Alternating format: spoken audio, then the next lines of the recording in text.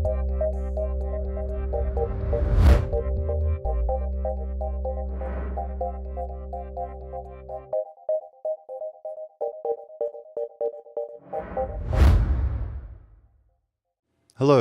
I'm Phil Moore and welcome to this tutorial on Sony Vegas 13.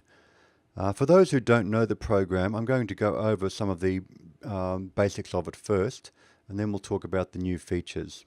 I've used Vegas for many years. I have done short films in it, and I usually use Vegas honestly for sound design, even for larger projects like the feature film you see loaded up at the moment.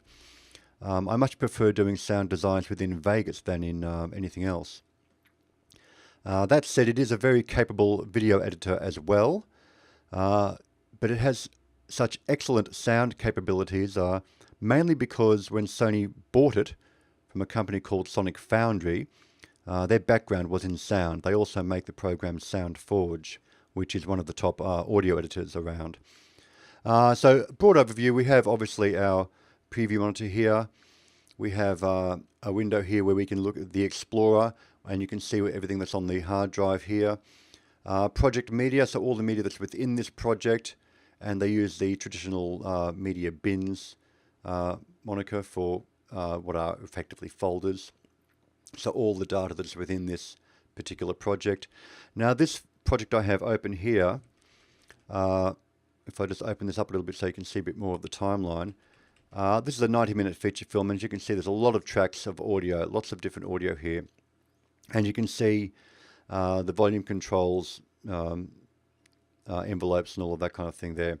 The beauty of this for sound design purposes, frankly, is partly that, but also over on the left here, each channel has an individual volume pan and buses. So you can have multiple buses, and you can send multiple tracks to an individual bus. Here I've got one bus A, for example, goes for dialogue. So all of my dialogue tracks are going to that one master bus.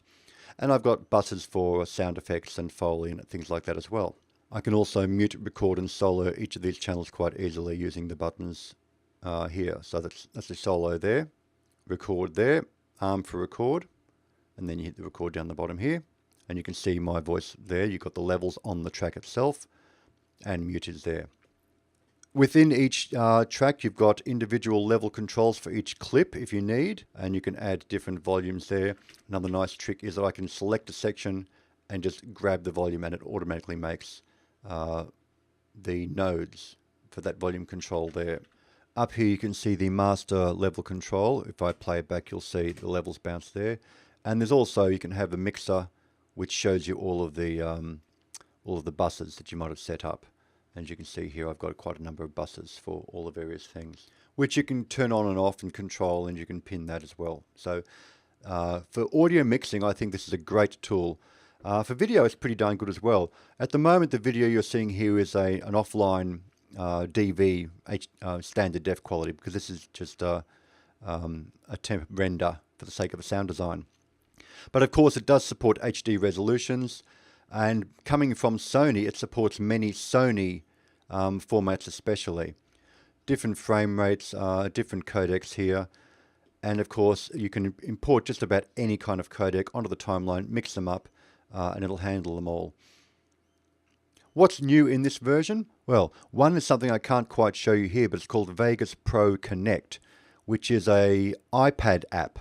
So you can use this app to collaborate with someone running the software on a PC, or to even control it and make notes and that kind of thing. So you can be on set, perhaps directly, so the editor can be over your shoulder with the app, making suggestions on the fly, or you could potentially be remote somewhere and making suggestions on the fly live using the iPad app. I should note also, for people that aren't aware, Vegas is a PC Windows program only, and it does require Windows 64-bit, preferably Windows 7 or higher. It is not available for Mac. It never has been and probably never will be. So it's rather ironic that they've created an iPad app as a control surface for this. They don't seem to have an Android version just yet. So something else they've added is a proxy first workflow. If you have a Sony XD camera, one of the higher end Sony cameras that use the XD cam format, there's a lot of advantages to using Vegas for that footage. One of them is that you can make low-res files and edit those low-res files within Vegas, and then when you're ready to conform, as we said in the old days, it will conform that to all of your high-resolution HD files. And it does this now wirelessly, so while you're on set, you can upload the low-res proxies and have your editor back at the lab start cutting straight away on these low-res proxies that have come straight from location via the wireless adapter that you can add to your camera. Project archiving is also a wonderful new feature in Sony Vegas 13. It's something that's been in Pro Tools for many, many years actually, where you could archive the project file with all the media that goes with that project file as a single file. In most other programs, you have to have the project file and all the media separately stored in the right folder structure so that you carry all the files with the project file. And if you've lost one of those files, or you forget to take things with you, or you move things around, things get unlinked very easily. This project archiving now means that I can make a Sony Vegas project file, a VEG file, which includes all of the data, all of the vision, all of the sound, all the still images that are part of the project. And I can take that to another studio, to another collaborator, and they can load that up and everything will be there. So that is similar to what Pro Tools have done for many years with their file format. It's great to see it in Vegas though. But of course, there's always new filters, new plugins. There are 7 dynamic video effects from FX Home integrated directly into Vegas Pro 13. And you can see them mentioned there. There's a bleach bypass, light flares, scan lines. All of these are now new video plugins. We also have here an XAVC Intra MXF Smart Renderer. So it reduces the rendering time for Intra MXF files. Again, just using the GPU to help speed things up along there. That makes it nicer. More video essential packs, more graphics and filters, always good to see. But the thing that excites me, I must admit, is the iZotope Nectar elements. So let's have a look at some of these. I actually have installed these. So if we go to one of our audio files, I'll just click on the audio plugins there, and you'll see iZotope Nectar elements there. Let's just choose one of these. So here we've got Nectar elements. This is really meant more for musical people, but it could be used for film production as well. And you can see here, it's a combination of EQ, compression, and various other noise filtering things to give you this sound, this modern soul sound in this case, soul R&B, modern soul. And you can see the shape, the EQ shape that it has down there. So these are meant for vocals, clearly. This is stuff that's meant for vocals, for singing. So if you're recording a purely musical session within Sony Vegas, which you could do just as easily as video, these are some great presets for dealing with vocals or dealing with instruments in these various styles. So as I say, these are really meant for musical vocal performances, but it'd be interesting to see how they go being used in a film or sound design world as well. I'm looking forward to using those. Also on the sound area, they've now included loudness meters. And you'll see up here in view in the windows that we can have, here are the loudness meters. So again, if I play back a little bit of this here. So the idea here is that loudness is a more accurate rendering of how our ears perceive sound.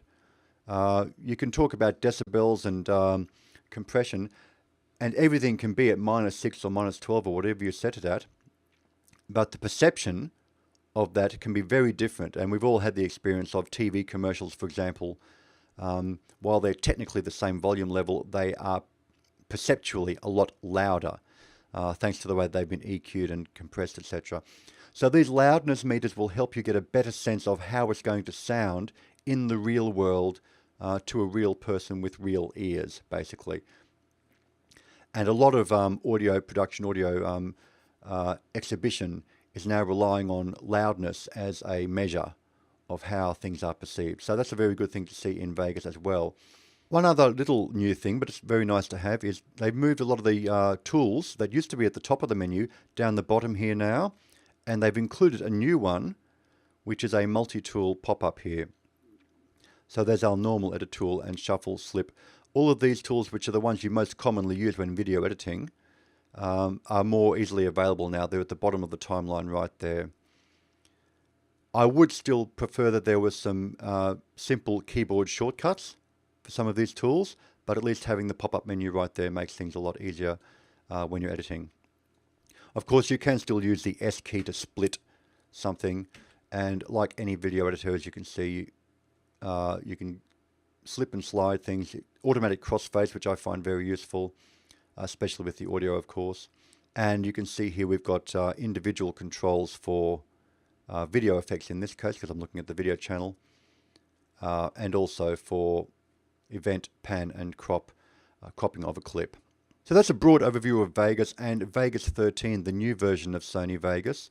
Not a lot of new features. Nevertheless, I do really like the way it's always handles sound. There's still a great program for that. I love the new filters they've added for sound. The new ones for video could be very useful as well, which are the hit film, bleach bypass, light flares, all of these. So it's compositing special effects built into the program.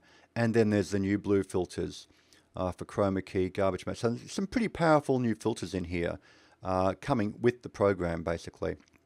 One problem I did find with the program, unfortunately, you are supposed to be able to import media from an AAF format or from Premiere Pro, a PProj format directly, or Final Cut Pro 7, XML.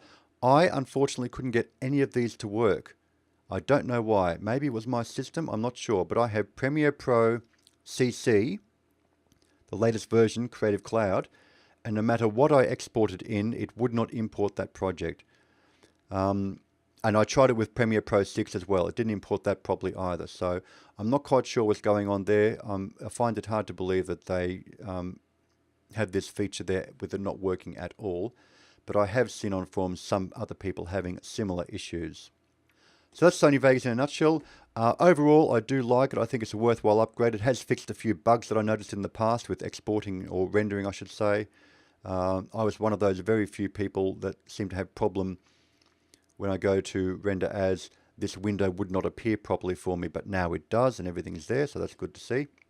You can find out more at the SonyCreativeSoftware.com website.